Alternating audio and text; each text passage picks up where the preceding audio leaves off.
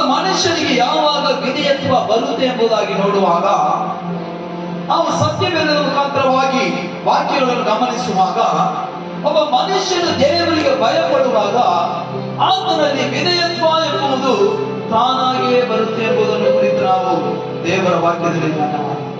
ಎರಡನೇ ಕಾರ್ಯ ಇಲ್ಲಿ ದೇವರ ವಾಕ್ಯ ಹೇಳುತ್ತದೆ, ಯಾವಾಗ ವಿಧೇಯತ್ವ ಬರುತ್ತೆ ಎಂಬುದಾಗಿ ನೋಡುವಾಗ, ದೇವರನ್ನು ಹೆಚ್ಚಾಗಿ ಪ್ರೀತಿಸುವವರಲ್ಲಿ ವಿಧೇಯತ್ವ ಕಾಣಲ್ಪಡುತ್ತದೆ.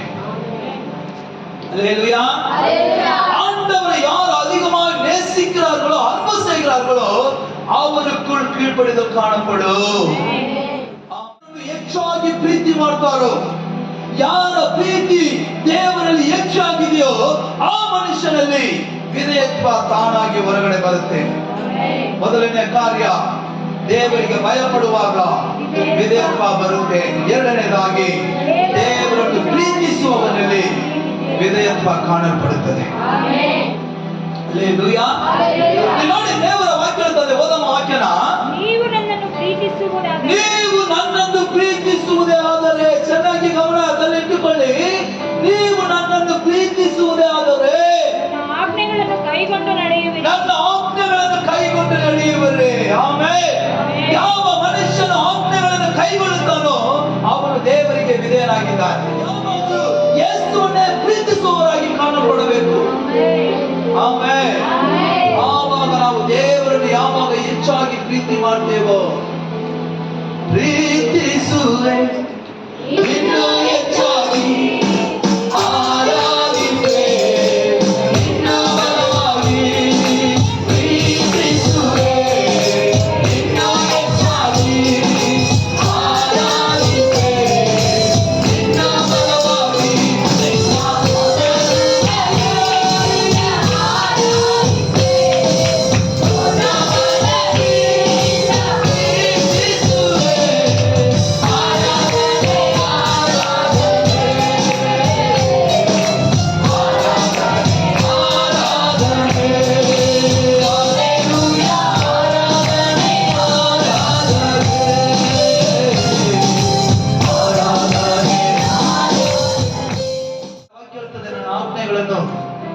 ಕೈಗೊಂಡು ನಡೆಯುವ. ಓದಮ್ಮ ವಾಕ್ಯ, ನೀವು ನನ್ನನ್ನು ಪ್ರೀತಿಸುವುದೇ ಆದರೆ ನನ್ನ ಆಜ್ಞೆಗಳನ್ನು ಕೈಗೊಂಡು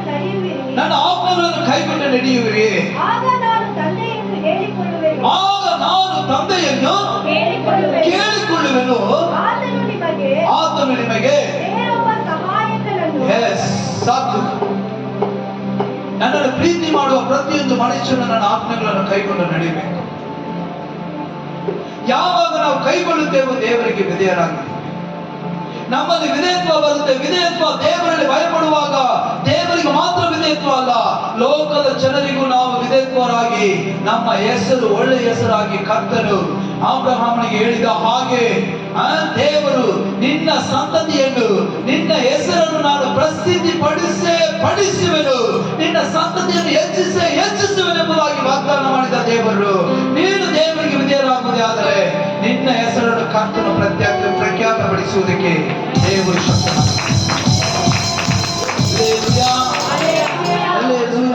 ವಿಮೋಚನಾ ಕಾಂಡ 20ನೇ ಅಧ್ಯಾಯ 6ನೇ ವಾಕ್ಯ ಓದಿ ವೇಗವಾಗಿ.